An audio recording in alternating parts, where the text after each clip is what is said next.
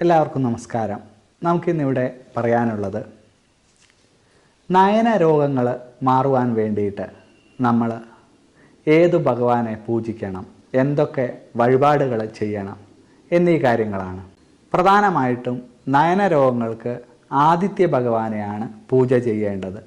നവഗ്രഹ ക്ഷേത്രത്തിലോ അല്ലെങ്കിൽ ആദിത്യ പ്രതിഷ്ഠയുള്ള ക്ഷേത്രങ്ങളിലോ പോയി ആദിത്യ ഭഗവാന് പൂജയും പുഷ്പാഞ്ജലിയും ചെയ്ത് നയന രോഗങ്ങൾക്ക് ശാശ്വത പരിഹാരം വരുത്താം.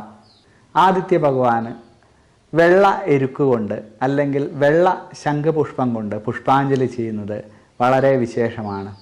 കൂടാതെ ഞായറാഴ്ച വ്രതം എടുക്കുക, ഞായറാഴ്ച ദിവസം ആദിത്യ ഭഗവാന് പ്രത്യേക പൂജയും പുഷ്പാഞ്ജലിയും ചെയ്യുക എന്നീ കാര്യങ്ങളും നയന രോഗങ്ങൾക്ക് ഏറ്റവും ഉത്തമമാണ്.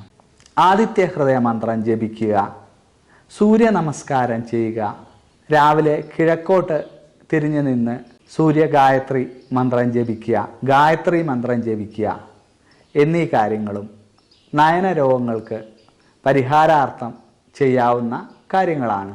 ആദിത്യ ഭഗവാനെ പൂജിക്കുന്നതോടൊപ്പം തന്നെ ശിവഭഗവാനെയും പൂജിക്കുന്ന രീതിയുണ്ട്. ശിവഭഗവാന് പ്രത്യേകിച്ചും വൈദ്യനാഥനായിട്ടുള്ള ശിവഭഗവാന്, ശിവൻ ഒരു അഭിഷേകപ്രിയനാണല്ലോ.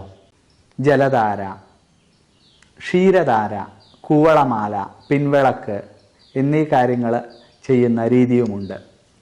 നാഗത്തെ വരെ പൂജിച്ചാലും നയന രോഗങ്ങൾക്ക് ശാശ്വത പരിഹാരം എന്ന രീതിയിൽ ചെയ്തു വരുന്നതും കണ്ടിട്ടുണ്ട്. അപ്പോൾ സർപ്പക്കാവുകളിൽ നാഗത്തേവർക്ക് പൂജ ചെയ്യുന്നതും നയന രോഗങ്ങൾക്ക് അത്യുത്തമമാണ്. എല്ലാവർക്കും മഹാദേവൻ്റെയും സൂര്യഭഗവാന്റെയും നാഗരാജാക്കളുടെയും അനുഗ്രഹം ഉണ്ടാവട്ടെ. നന്ദി, നമസ്കാരം.